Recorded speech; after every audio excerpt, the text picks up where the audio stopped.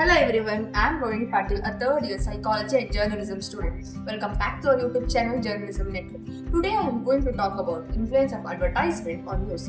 Let's see what it is, how does it happen and why it matters. News channels depend heavily on advertisers for their daily revenue. So sometimes the news is selected, presented and softened to avoid being unfavorable to advertisers.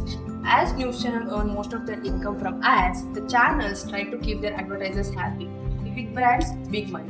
As a result, the news becomes more business driven than public driven. Advertisements affect the quality of news in many ways, like too many commercial breaks interrupt the serious news. The emotional and important stories lose their impact and viewers get distracted. Let's understand this with an example. In soap operas, we can clearly see that the camera focuses more on heavy jewelry and designer sari instead of focusing on acting, emotion and story. Here, actors become indirect promoters for jewelry, saris, and even for edible brands.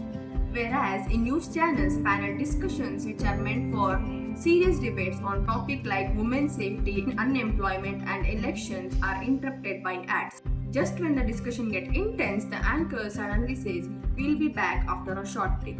And that short break turns into multiple ads, which affects the flow of discussions and viewers get distracted. So the audience remember the ads instead of understanding the issue deeply.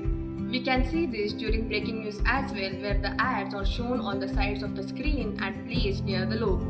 And on the other side, some brands still follow ethical advertising practices without promoting their product excessively and respecting the quality news content. They also respect the highly sensitive news coverage.